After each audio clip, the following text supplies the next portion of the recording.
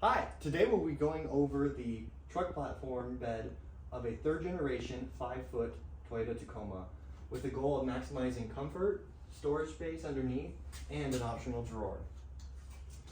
So the platform itself is made up of 10 different individual panels, and there's a real good reason for all that, which we'll explain later.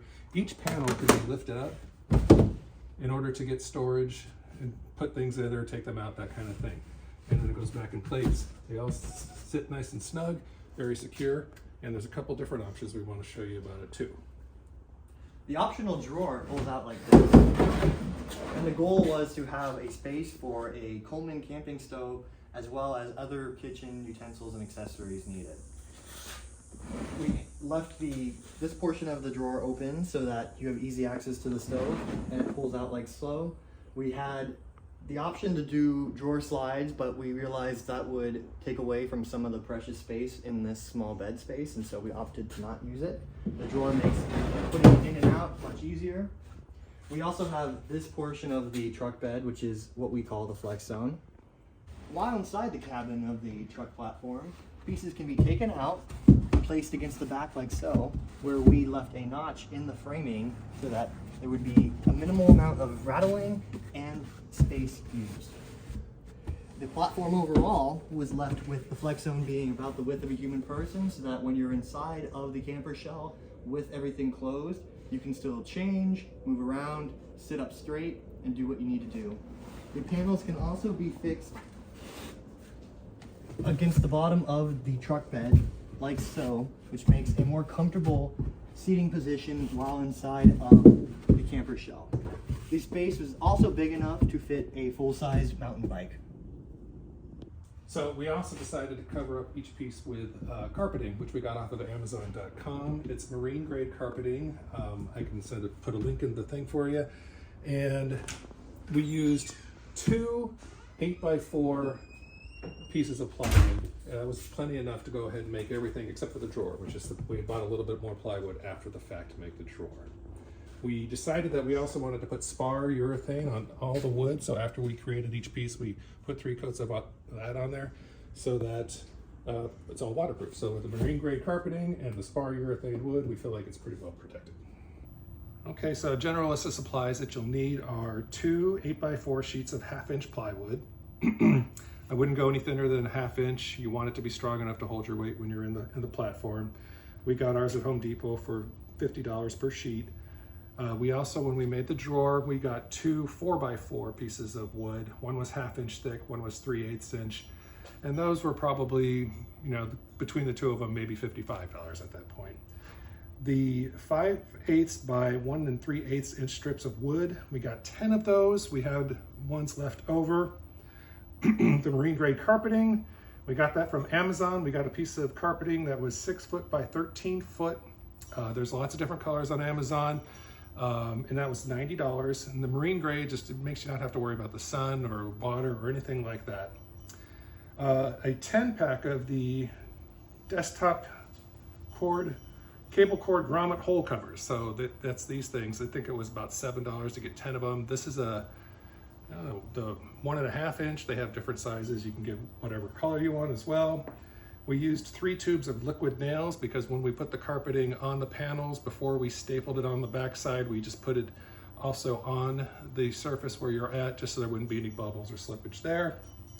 1 gallon of spar urethane, 1/2 inch nails, 3/8 inch staples, and 1 1/4 inch ceramic screws. I like the ceramic screws.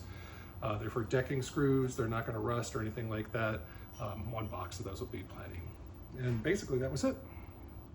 You don't really need a whole lot of tools to make this project work for you. I have some basic tools. I'm just going to show them to you really quickly. Cutting the wood, battery powered circular saw for making straight lines. I have this 4-foot long edge piece. For nails, I like this electric plug it into a wall type of arrow nail gun. I used to have a fancier one, but I think this one works better than anything else I've ever had. A spring-loaded staple gun, drill, something to go ahead and screw it in screws. Spar urethane, this is for coating the different pieces of wood. You're gonna need a whole gallon. This is almost empty after this project.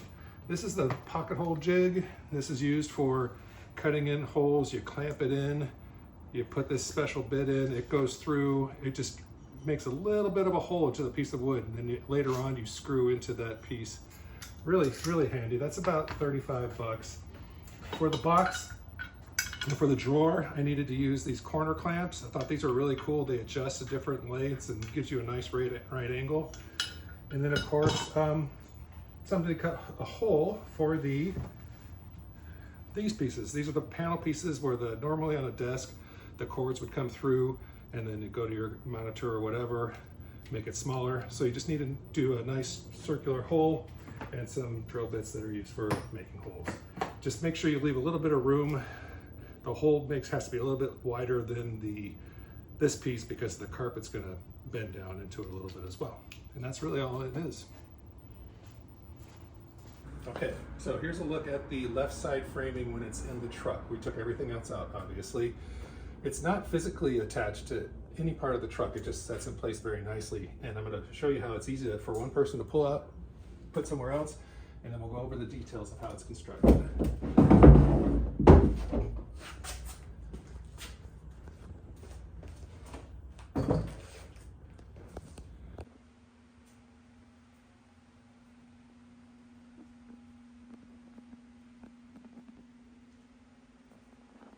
So now we have the left side framing on the table here, and I just want to show you some of the parts of it to help you recreate it if you like. It's basically a box that has one side open. So it's the 1/2-inch plywood that we used for most of the construction. That's the base. We have two sides and then a back, left it open. Along the sides here, we have strips of wood. These are the 5/8 inch by 1 3/8 inch, dimensions. Put them along the sides here and along the sides here because the panels are going to sit on top of here, and we want to make sure that there's plenty of room for them to fit over the ends nicely. Around the side here, we also have another piece of that wood on here so that the panel can sit here, also here, and then right here in the corner we just put another little piece just to keep it stronger. What we have here is a little wing that we used that helps keep it snug. There's a little crevice inside the truck that allows us to put that in there so there's no movement back and forth with this piece. And on the bottom, to keep it from going sideways, we have this wedge. Now this is a leftover piece of molding that I had that kind of fit well. I had to sand it down a little bit to get it nice. You want to get a good firm piece of wood that fits nice and flat into the grooves of the bottom of the bed. Then I put that in there. I put this piece of wood on top, drew a line to make sure that I'm getting it dead center, and while I was in the truck, I just went ahead and stapled it in, stapled it in, stapled it in. That's a good way to make sure that we get it in the right place. So with that, I'll show you how it goes back in. Again, one person can do it. As you can see, this wing here, it locks it in place, so it won't go this way. The wedge on the bottom locks it in place so it doesn't go that way. And it's very solid, and it's ready for some panels. With the panels, we wanted to minimize the amount of movement and rattling that came while driving or on the platform. We simply used pieces of wood, and in order to get them in the right location, we put the panel where we wanted it to be, and just made a mark on the panel braces and put the piece of wood in place based on that. In order to have access while inside the cab, we used desktop hole organizers for cords, and this allows you to take it out and get access to the panel easily while maintaining the flat surface that you would want while sleeping on the platform. In order to preserve as much headroom as possible, we wanted to design the platform to sit directly on top of the wheel well. So using the wheel well, the ledge on the bed of the truck, and the slot meant for other pieces of wood in the ledge of the truck bed, we designed the panels individually to sit snugly and firmly into place. The slot here is actually a little bit at an angle, and so we had to take that into account. But as you can see, the panels fit firmly into place and do not rattle or shake while moving. Okay, now I'm going to show you the right side panel. Okay, it's very simple, easy to carry, and it's made so that it kind of fits into the grooves in the back and on the bottom here. Let me just show you how it goes in really nicely. Fits in place, nice and secure. Doesn't go forward, doesn't go sideways. It's really good. I'm going to take it over the table and show you some of the details. With the right side framing, the whole idea was to have it fit into the grooves of the truck like we did before. Using a 1/2 inch piece of plywood plus the 5/8 inch piece of strip of wood, gluing those together, that's turned out to be the exact right spacing for fitting into the grooves in the truck. So there's a groove in the back where this part fits into. Then the groove's kind of next to the wheel well, it goes flat for a while, but there's a groove here too where this part fits into. Since it was going flat at this point near the wheel well, I put this extra little strip here to kind of bump up to the wheel well and fit nicely against it. There was a bolt in the bottom of the bed that needed to be accounted for, so I just kind of cut that part out so it wouldn't interfere with the bolt. We still have the panel bracing along the top, one piece on this side, one piece on here. It's a wing, just like before. A little bit of framing here. And then on the other side, over here, it's kind of hard to tell because this carpeting's in the way, but instead of one piece of panel bracing here, we have two. And the reason for that is something I'm going to explain to you once we get all the components back in the truck. It'll be easier to talk about then. This is the truck with the left side framing in place and the right side framing in place. And then we add the panels.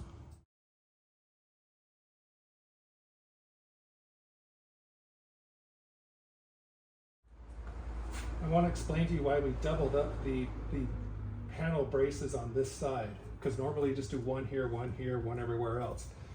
We wanted to make it so that these panels fit nice and snug into the flex zone, so that there was a width that we were limited to. And if we hadn't made it doubly thick over there, it seemed like it was going to be a little precarious, and that like in the middle of the night you might just slip off and fall down or whatever. It was just kind of a hassle, so we wanted to do it that way. The other thing I wanted to explain was that the 2 panels here, 2 panels here, 2 panels here. The reason that we have 4 here instead of 2 goes back to the thing that we described in the very beginning of the film, where we wanted them to be able to slip into that compartment at the end of the flex zone. So that's why there's 4 here instead of 2. So the drawer is very basic design. A box, once again, we have a bottom, side, a little bit of a side, left this open for the stove.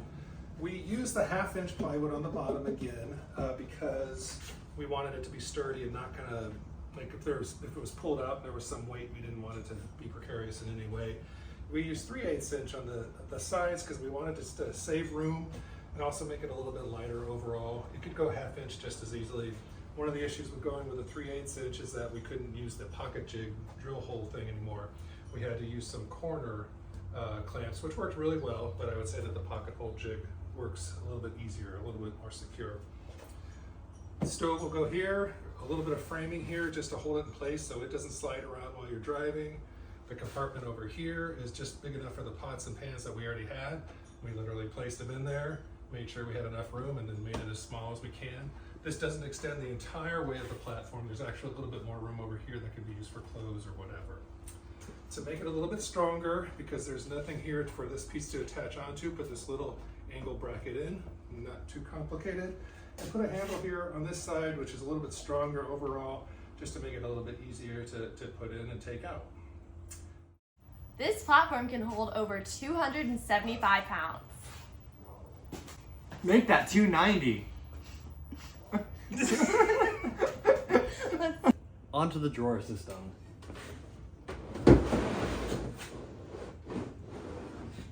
The drawer is designed to go 3/4 of the length of the truck bed, meaning there's still storage back there. The panel braces are put in place so that the drawer extends onto the tailgate but does not fall because it is secured by the panel braces.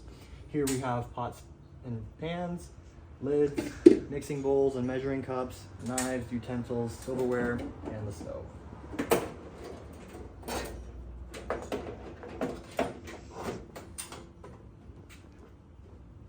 Thank you for watching. We tried to think of everything we could to help you have enough tips to make a platform of your own.